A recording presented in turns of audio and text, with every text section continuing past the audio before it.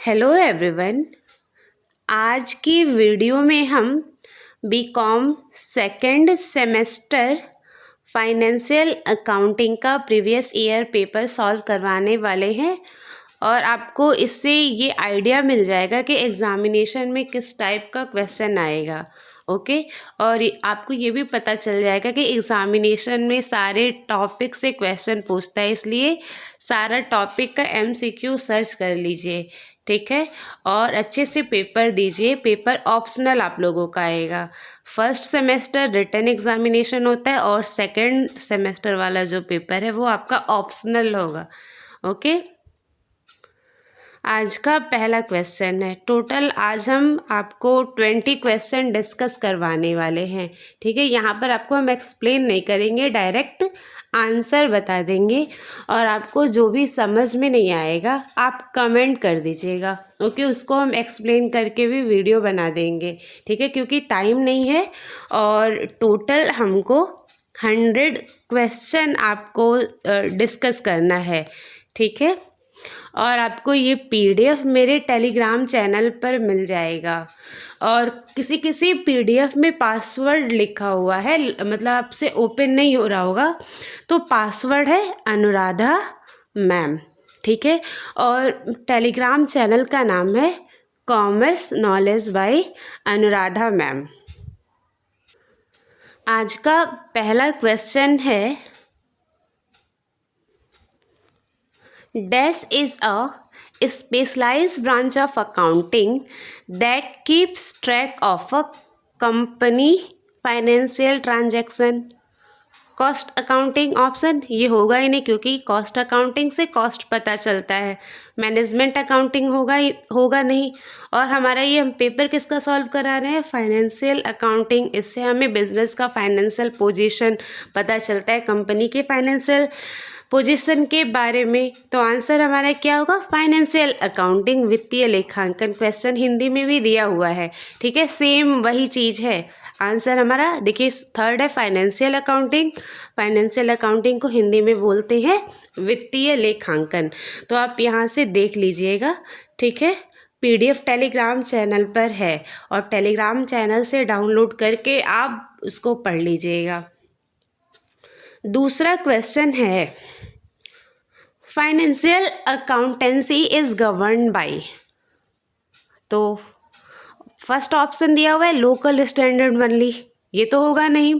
International standard only, ये भी नहीं होगा। यहाँ पर क्या होगा, दोनों होगा, local as well as international accounting standard.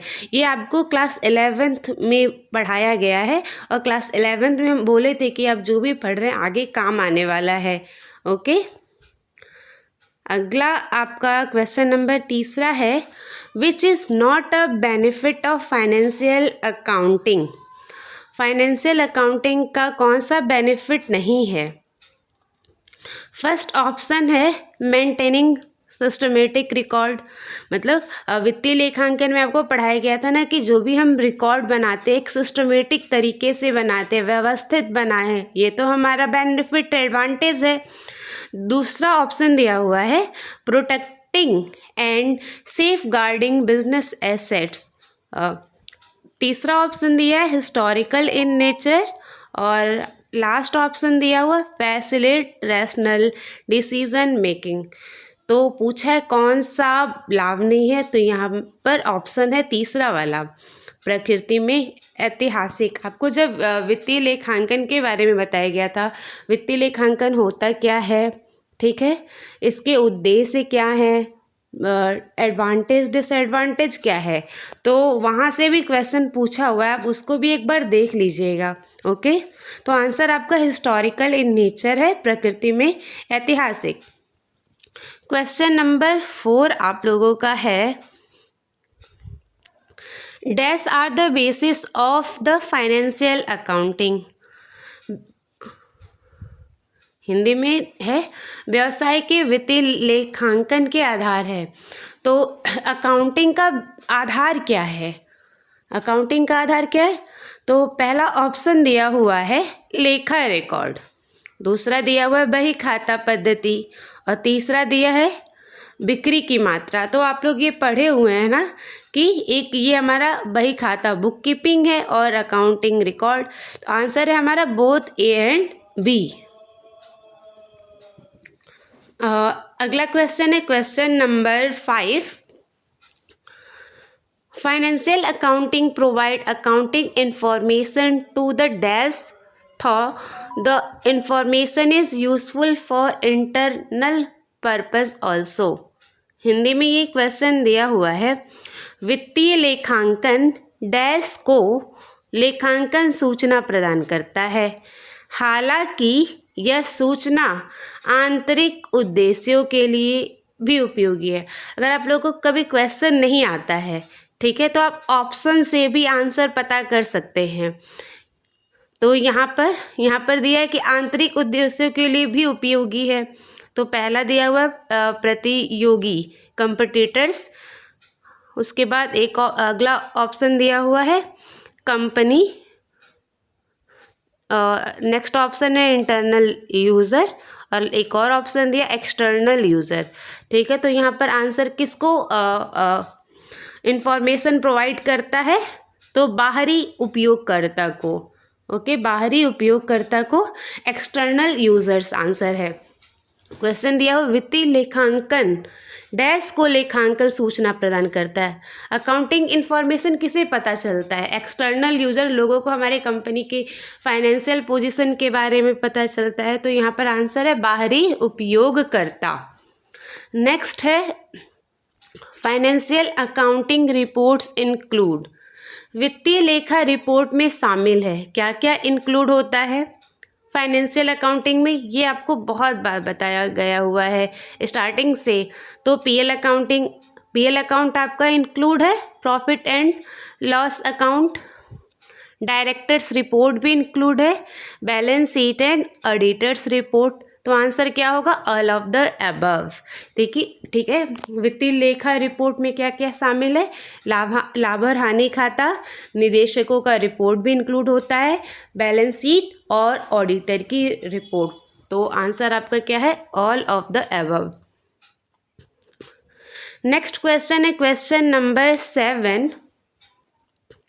The long-term asset which have not physical existence but are right that have values are known। Hindi में क्वेश्चन दिया हुआ है, दीर्घकालीन संपत्तियां जिनका भौतिक अस्तित्व नहीं होता परंतु अधिकार होता है और मूल्य भी होता है, उनको क्या कहा जाता है?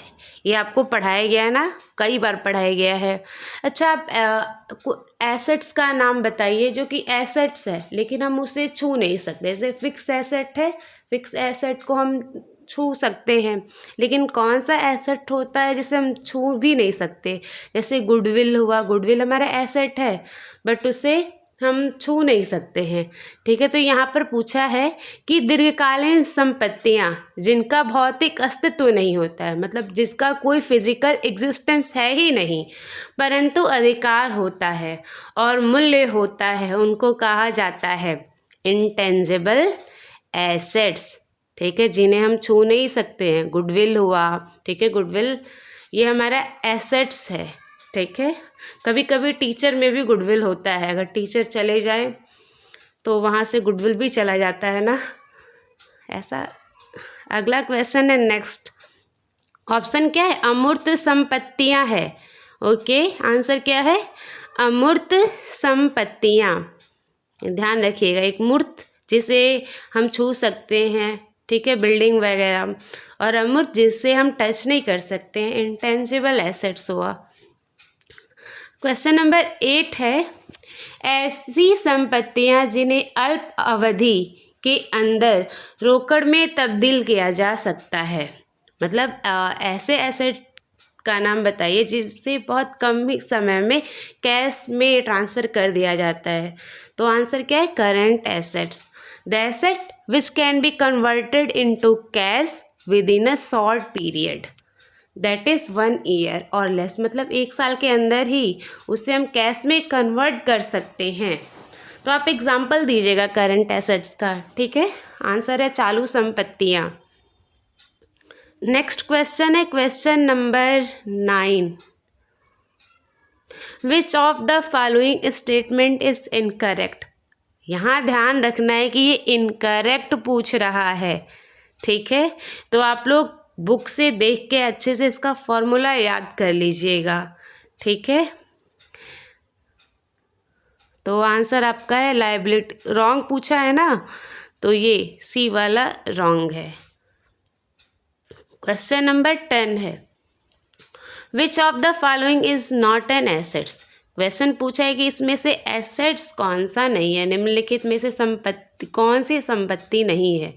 तो बिल्डिंग क्या है, बिल्डिंग एसेट्स है। डेप्टर भी एसेट्स है। आप लोग क्या कीजिएगा ना, बैलेंस शीट फॉर्मेट बनाइएगा या बुक से देखिएगा, बुक में चैप्टर निकालिएगा, वित्तीय लेखांकन बैलेंस शीट वाला चैप्टर निकालिएगा। तो उसमें लायबिलिटी में क्या क्या आता है और एसेट्स में क्या क्या आता है, ये जितना भी आइटम दिया रहता है ना, सबको एक बार पढ़ लीजिएगा बढ़िया से। कि जैसे क्रेडिटर है, क्रेडिटर क्या है, लायबिलिटी है। बिल्स पेबल क्या है, लायबिलिटी है। ऐसे जो जो आइटम आता है लायबिलिटी साइड में उसे लर्न कर लीजिएगा एसेट्स में। तो बिल्डिंग एसेट्स है, कौन सा एसेट है, फिक्स्ड एसेट्स है। डेप्टर्स भी हमारा एसेट है। कैश बैलेंस जैसे कैश इन हैंड, ये क्या हमारा एसेट है। कैश एट बैंक भी हमारा एसेट है। लेकिन loan from Ram, creditor, loan, bank, overdraft, ये सारे हमारे क्या है, लायबिलिटी हैं। तो आपको याद रखना पड़ेगा, ठीक है। तो इसमें से पूछा था कि इनमें से कौन सा संपत्ति नहीं है, निम्नलिखित में से कौन सी संपत्ति नहीं है। भवन संपत्ति है, देनदार संपत्ति है, नगद से संपत्ति है। तो संपत्ति क्या नहीं है, राम से ऋण। नेक्स्ट क्वेश्चन है question number 11 which of the following is liability. अब अभी बोले लर्न कर लीजिएगा, कोई चीज़ स्किप करके मत जाइएगा, एक बार बुक आप लोग देख लीजिएगा, ठीक है। जो इम्पोर्टेंट यहाँ से आपको टॉपिक थ्योरी लग रहा है वो एक बार देख लीजिएगा। तो इसमें से पूछा निम्नलिखित में से कौन सा दायित्व है। तो मोटर व्हीकल क्या है, ये हमारा एसेट्स है, ठीक है। मशीनरी ये भी एसेट्स है। कैश एट बैंक जस्ट अभी बताएं कि एसेट है। तो पूछा है कि कौन सा लायबिलिटी है, क्रेडिटर। क्रेडिटर फॉर गुड्स ये क्या है, लायबिलिटी है। नेक्स्ट क्वेश्चन है question number 12 what is the important objective of accounting. लेखांकन का महत्वपूर्ण उद्देश्य क्या है। एक बार सारा हेडिंग आप देख लीजिएगा, आपको क्लास 11 में भी समझाया गया है। लेखांकन का महत्वपूर्ण उद्देश्य क्या है, तो रिकॉर्ड बनाए रखना, ये तो है ही, टू मेंटेन रिकॉर्ड। वित्तीय स्थिति का चित्रण, अब अकाउंटिंग क्यों करते हैं, फाइनेंशियल पोजीशन को जानने के लिए ही, ठीक है। और अगला ऑप्शन है विभिन्न समूहों और उपयोगकर्ताओं को जानकारी उपलब्ध कराना, make information available to various groups and users. और last option all of the above. तो आपको पता ही है कि ऑल ऑफ द अबव होगा, क्योंकि उद्देश्य में रिकॉर्ड बनाए रखना, ठीक है। अकाउंटिंग का मेन ऑब्जेक्टिव है, हम रिकॉर्डिंग करते हैं। रिकॉर्डिंग क्यों करते हैं, फाइनेंशियल पोजीशन जानने के लिए करते हैं। एंड तीसरा ऑप्शन दिया हुआ विभिन्न समूहों और उपयोगकर्ताओं को जानकारी उपलब्ध कराना। ये सब हम काम करते क्यों हैं, कि लोगों को हमारी कंपनी के बारे में पता रहे, ठीक है। नेक्स्ट क्वेश्चन है which of the following statement is correct. कौन सा स्टेटमेंट करेक्ट है, ठीक है। तो यहाँ पर ये कुछ क्वेश्चन इस तरीके का भी आएगा। तो आप लोग का जो अकाउंटिंग इक्वेशन वाला चैप्टर एक बार उसको देख लीजिएगा, ठीक है। तो यहाँ पर करेक्ट पूछा है, तो करेक्ट ऑप्शन नंबर ए है। और ये PDF आप लोग डाउनलोड कर लीजिएगा, मेरे टेलीग्राम चैनल से टिक किया हुआ है, ठीक है। क्वेश्चन नंबर 14 है which of the following best describe the meaning of purchase. अब इस पे थोड़ा आप लोग रिसर्च कर लीजिएगा। देखिए जैसे यहाँ पर आंसर बेस्ट पूछा है, ठीक है, best describe the meaning of purchase, मतलब निम्नलिखित में से कौन क्रय के अर्थ का सबसे अच्छा वर्णन करता है। तो यहाँ पर तो सब क्रय का ही अर्थ बता रहा है, लेकिन यहाँ बेस्ट पूछा है। ठीक है, देखिए खरीदा गया आइटम का मतलब क्या हुआ, माल होता है। परचेस का मतलब माल हुआ। और एक और हमारा ऑप्शन दिया, पुनर्विक्रय के लिए खरीदा गया सामान। तो अगर आप गूगल से सर्च करेंगे तो ये दोनों आंसर मिल रहा है। ठीक है, एक बार आप लोग इस पे रिसर्च कर लीजिएगा। ठीक है, आइटम बॉट ये आंसर होगा, लेकिन कहीं कहीं गुड बॉट फॉर रीसेल भी आ जा रहा है। तो एक बार आप लोग इसको सर्च कर लीजिएगा और सर से पूछ लीजिएगा। बेस्ट डिस्क्राइब है, ठीक है, आइटम बॉट बेस्ट डिस्क्राइब है, लेकिन ये भी गुड बॉट फॉर रीसेल, पुनः विक्रय के लिए खरीदा गया सामान। ठीक है, तो एक बार देख लीजिएगा। But best describe the meaning of purchase is item bought. ठीक है, ऑप्शन नंबर 7 है आइटम बॉट। बट एक बार आप लोग खुद ढूंढ लीजिएगा इसका आंसर। नेक्स्ट क्वेश्चन है, which of the following should not be called sale. निम्नलिखित में से किसे बिक्री नहीं कहा जाना चाहिए। माल नगद बेचा, खरीद में पहले, दूसरा ऑप्शन है खरीद में पहले शामिल वस्तुओं की बिक्री, और तीसरा पूछा है कार्यालय फिक्चर्स बेचे गए, और लास्ट ऑप्शन दिया है क्रेडिट पर बेचा गया माल। तो ये सब तो बिक्री कहा जा सकता है। ठीक है, यहाँ पर आपका जो बेस्ट आंसर है ऑफिस फिक्चर्स सोल्ड, कार्यालय फिक्चर्स बेचे गए। ठीक है, क्वेश्चन क्या पूछा था, निम्नलिखित में से किससे बिक्री नहीं कहा जा सकता। तो ये सारे सेल्स ही है ना। माल नगद बेचा, माल नगद बेचा का एंट्री क्या होता है, कैश में बेच रहा है, तो cash account debit to sales, तो ये हमारा सेल्स है। ठीक है, खरीद में पहले शामिल वस्तु, ये भी सेल्स है। क्रेडिट पर बेचा गया, ये भी हमारा सेल्स है। तो पूछा है कि निम्नलिखित में से किसे बिक्री नहीं कहा जाना चाहिए, तो ये है कार्यालय फिक्चर्स बेचे गए। नेक्स्ट है which of the following is correct, पूछा है कि निम्नलिखित में से कौन सा सही है।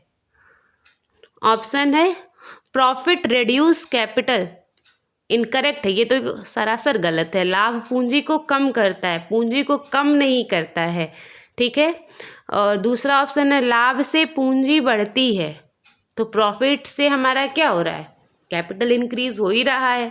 तो पूछा है कि कौन सा सही है, तो बी सही है।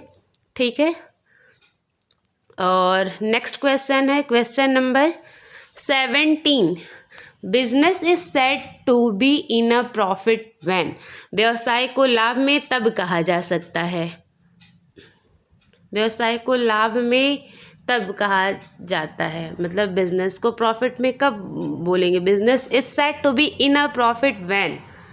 पहला ऑप्शन दिया है expenditure exceed the income, wrong answer है। इनकम एक्सीड एक्सपेंडिचर, आय व्यय से अधिक होती है, तो हमें कहा जाता है कि हम लोग का जो बिजनेस है वो क्या है, प्रॉफिट में है। Business is said to be in a profit जब हमारी इनकम ज़्यादा होती है। ठीक है, income exceeds expenditure. Question number 18 है when a liability is decreased और reduce it is registered on the, जब कोई देयता घटती है, मतलब लायबिलिटी घटती है, तो इसे निम्न पर पंजीकृत किया जाता है। तो इसका आंसर नंबर ए होगा, डेबिट साइड और left side of the account. ठीक है, ये सारा आपको ट्रिक बताया गया था जब आपको मेथड बताया गया था क्लास 11th में। ठीक है, अगला क्वेश्चन है question number 19, when there is an increase in capital by an amount it is registered on the, जब पूंजी में किसी राशि की वृद्धि होती है तो इसे पंजीकृत किया जाता है। जब पूंजी में किसी राशि की वृद्धि होती है तो इसे पंजीकृत किया जाता है। तो यहाँ पर है क्रेडिट और right side of the account. Okay, और लास्ट क्वेश्चन है क्वेश्चन नंबर 20 और सबसे सिंपल सा क्वेश्चन दिया हुआ है। ठीक है, 21 भी सिंपल है, दोनों देख लिया जाए। What kind of expenses are paid from gross profit? सकल लाभ में से किस प्रकार के खर्चों का भुगतान किया जाता है? आप ये बताइए कि सकल लाभ किसके अकाउंट के बैलेंस को बोला जाता है? हम ट्रेडिंग अकाउंट बनाते हैं, ट्रेडिंग अकाउंट के बैलेंस को क्या बोलते हैं? Gross profit. तो यहाँ पूछा है कि सकल लाभ से किस प्रकार के खर्चों का भुगतान किया जाता है। तो कोई भी विक्रय व्यय हो, सेलिंग एक्सपेंसेस हो, फाइनेंशियल एक्सपेंसेस हो या जनरल एक्सपेंसेस हो, सबका पेमेंट किया जाता है। ठीक है, तो आंसर होगा all of the above. Question number 21 है trading account is prepare to find out. Trading account क्यों बनाते हैं? अभी जस्ट बताए हैं, ट्रेडिंग अकाउंट बनाते हैं ग्रॉस प्रॉफिट पता करने के लिए। ठीक है, और नेट प्रॉफिट नेट लॉस क्या कौन सा अकाउंट बनाते हैं तो पता चलता है? PL account. ठीक है, पीएल अकाउंट के बैलेंस को means profit and loss account के बैलेंस को नेट प्रॉफिट बोला जाता है, एंड ट्रेडिंग अकाउंट के बैलेंस को ग्रॉस प्रॉफिट बोला जाता है, जिसे हम हिंदी में सकल लाभ या सकल हानि कहते हैं। आज के वीडियो में हम टोटल 21 क्वेश्चन डिस्कस किए हैं। ठीक है, और आगे की वीडियो हम थोड़ी देर बाद अपलोड कर देंगे, और इसका PDF मेरे टेलीग्राम चैनल पर मिल जाएगा, commerce knowledge by Anuradha ma'am channel पे। इस चैनल से आप लोग ज़रूर जुड़ जाइएगा, आपको आगे का इन्फॉर्मेशन भी इस चैनल से दिया जाएगा। ओके।